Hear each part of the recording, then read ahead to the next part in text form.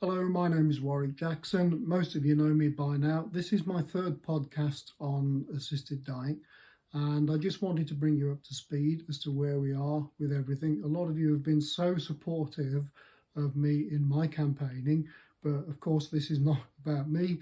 It's about all of you who may, I hope not, but may at some point in your own lives be affected by the issues that are at stake here, either personally or maybe through your loved ones.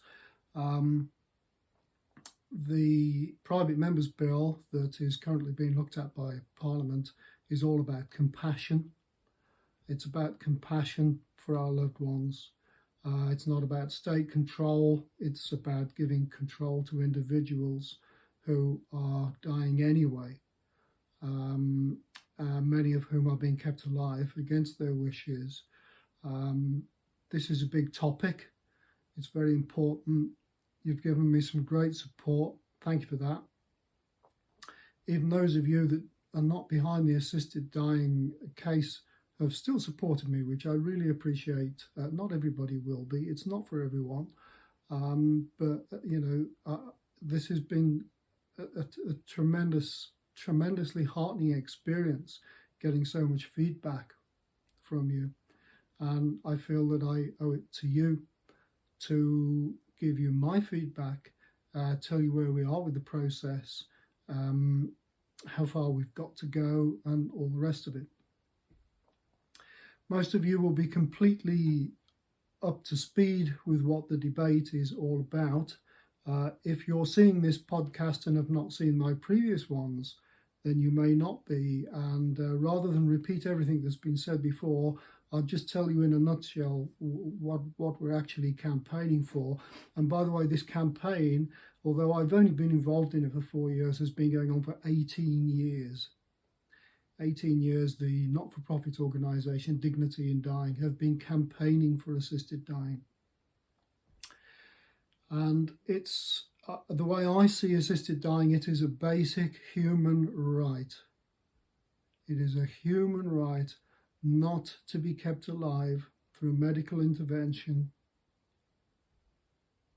when you're dying anyway, if it extends your period of suffering and just makes you suffer that little bit longer and makes your death a little bit more traumatic than it might be. I see it as a human right to say, no, enough is enough. I need to exit now. I'm not prepared to endure everything that the death of my prognosis has in store for me.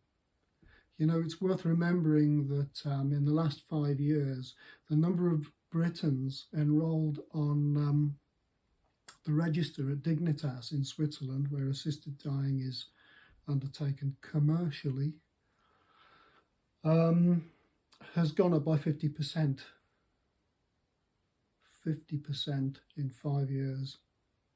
There is a huge move now towards free choice when it comes to matters of our own destiny.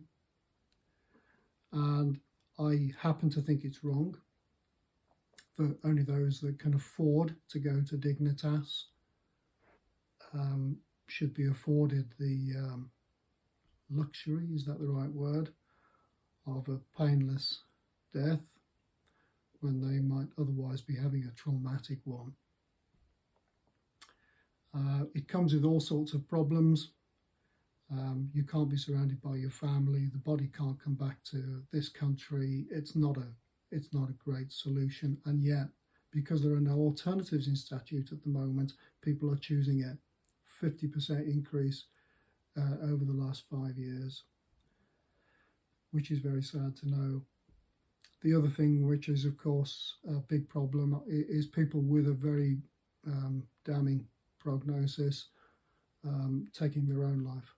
And I've met several people whose family members have done that rather than go through the grueling fate that they can expect. As has been covered many times before, and certainly in my own podcasts, palliative care, even the best palliative care, cannot help everyone. This is about the people for whom it can't help. This is about people who are going to be dying anyway and who wish to minimize the term of their suffering.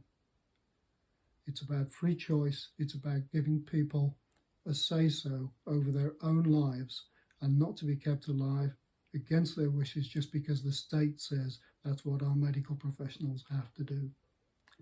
So this is what we're fighting for. Most of you know that my own wife was kept alive against her wishes for 4 days. She suffered unnecessarily. Nothing was served in those 4 days other than her period of suffering was extended. Nothing else, nothing was gained. It was the worst 4 days in her life, and she shouldn't have gone out like that.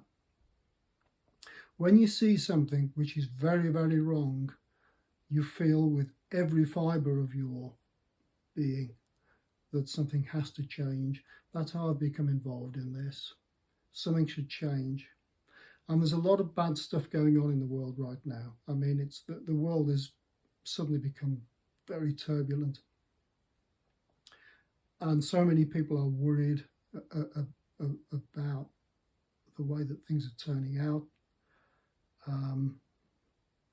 globally.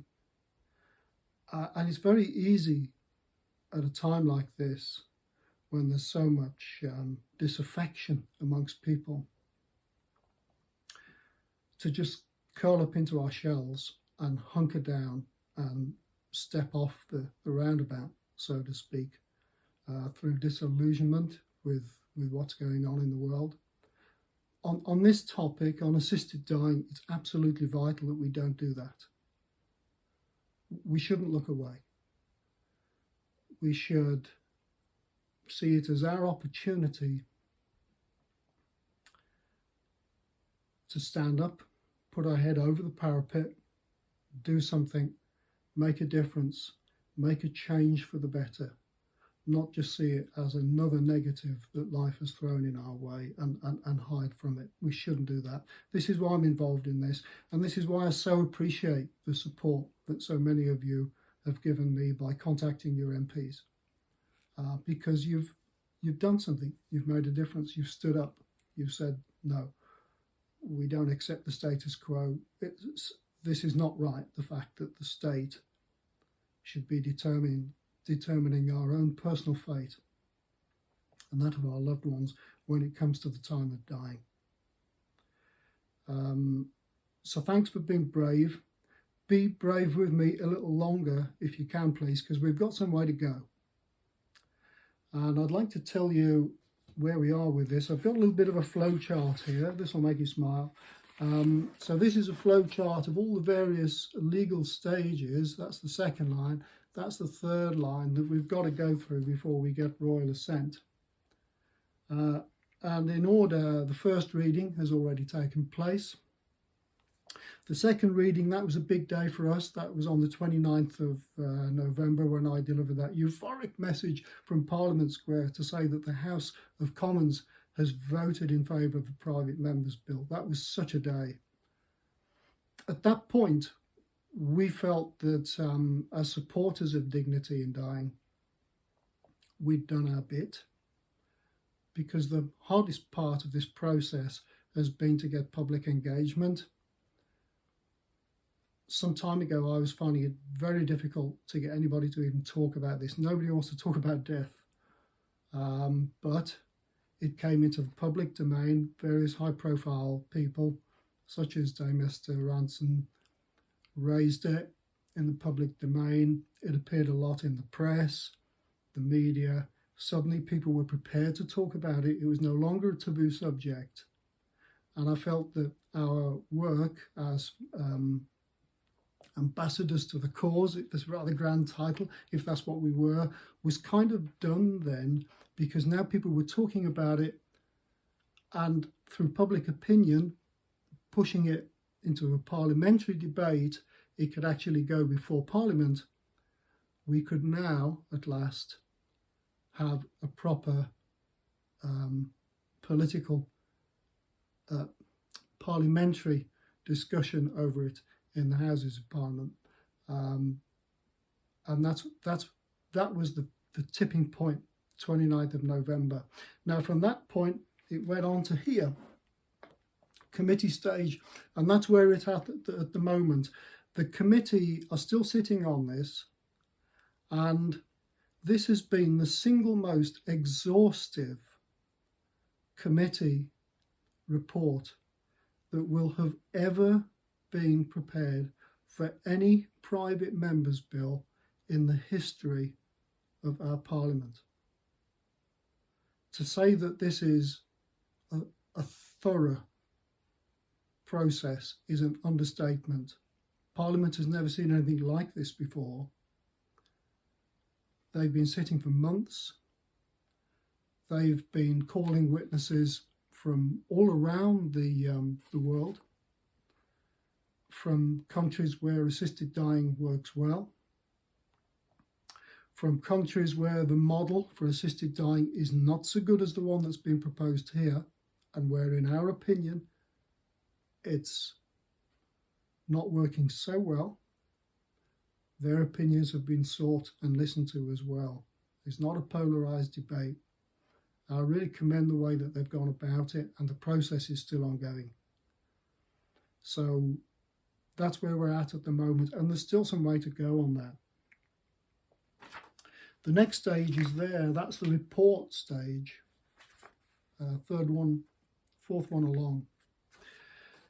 16th of May is the target date that we hope the report will be printed. That's basically the conclusion of all the work that the committee have been doing over the last few months. That is the result of their inquiries. Okay. It'll be a big report. We then expect it to come before the Commons once again for the third vote. This is the really important one. That's this 1, 2, 3, 4, fifth stage here. We expect that to be by early summer. That's what we're hoping for. It's absolutely crucial that our MPs vote for this on that day and that the waivers don't roll back. Absolutely crucial. And this is why we need to keep the pressure on, because although it passed the second vote with a significant majority, there's always going to be waivers, and those that are against assisted dying, our opponents, are tooling up in quite a big way to persuade politicians to vote against the bill. So we cannot be complacent at the moment. I mean, they are working hard at the moment to shoot this down.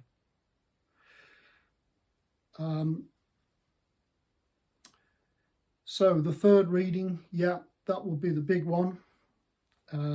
If that goes our way, it will have gone through the Commons, and the Commons' initial work on it will have been completed. It then goes before the Lords, and they go through all 5 steps again in the same order. So we're now up to 10 steps.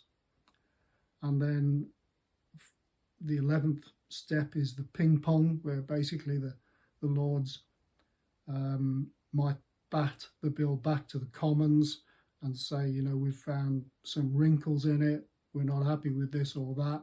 The Commons then iron the wrinkles out and they bat it back again until both sides are equitable on it. When that finally happens, if we get that far, then the last and final stage is it goes to get royal assent. So we've got an awful long way to go. And in all those steps, those 12 steps, we're currently there at number 3. Okay, so we have got a long way to go. So our work is not as yet done. As we get closer to the third reading, I'm going to be asking those of you that support this to be contacting your MPs again and to say, you know, you will be there, won't you? And you will represent the views of your constituency. won't you? And some MPs will, and some MPs won't. My own MP won't hear of it. He's not listening to the voice of his constituents. He's got his own view on it, and he's going to vote with that. And they're the difficult ones when people are not listening, because I can sit here and eulogise till the end of the world. And I've met my MP, and he had a lot to say, but unfortunately he didn't do much listening. So some of them will listen, some of them won't, but most will, and this is why I'm going to need your continued engagement right up until the point we get it to that third reading. So I'll keep you posted on that, but we've got a little way to go yet. The report is yet to be published. Dignity in Dying have been the prime movers in this whole debate. Kim Leadbeater is getting all the credit because she's the MP that proposed the legislation through a private member's bill, but actually she's come into the business quite late on.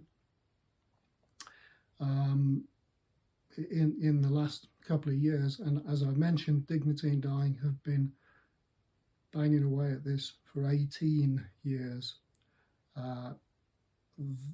They're the ones that have really got us this far. Obviously, they couldn't have done it without Kim Leadbeater's input, but I don't think she would have got anything like the public impetus that she had without Dignity in Dying's work as well. So their work is vital to this. Now, they have a lot of moneyed people behind them who happen to believe, like I do, that assisted dying should be the right of anyone that should want, that's the key word, should want to take it as an option at the end of their lives if they fulfill the criteria and pass the necessary safeguards. But there is money on tap, but there's never enough money. And Dignity in Dying is quite a sizable operation. I've been to their headquarters in Oxford Street, and okay, it's great being central and just by the media and everything else, but it's expensive to run.